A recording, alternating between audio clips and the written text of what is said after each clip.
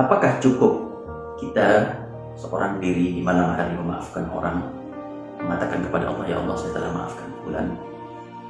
Cukup, boleh. Namun ketika terjadi sebuah perselisihan yang akhirnya perselisihan ini mengakibatkan perpecahan, yang tadinya mungkin saling memberi akhirnya tidak saling memberi, yang tadinya mungkin saling sapa akhirnya tidak saling sapa, yang tadinya mungkin saling silaturahim akhirnya tidak saling silaturahim. Yang seperti ini cara memaafkannya agak berbeda sedikit. Bukan hanya memaafkan di malam hari sebelum dia tidur, tapi dia perlu mengamalkan seperti amalan Abu Bakar As-Siddiq. Ketika Abu Bakar As-Siddiq memiliki seorang yang dinafkahi setiap hari, kemudian ada musibah bagi keluarga Abu Bakar As-Siddiq dengan terfitnahnya Aisyah radhiyallahu anha.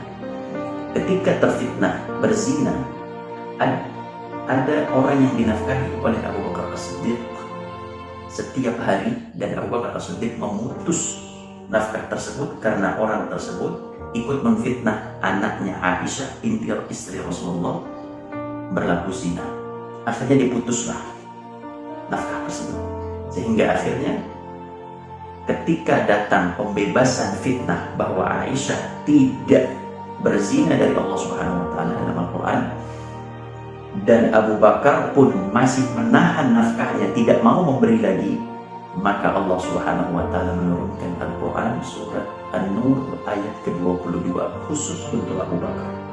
Perintahnya untuk orang yang seperti ini, kita mengikuti arahan Al-Qur'an. Wal ya'fu wal yasfahu. Yang pertama, dia harus memaafkan, lapangkan hatinya, maafkan kesalahan. Yang kedua, wal yasfahu, dan dia harus bermusafahah, yaitu berjabat tangan.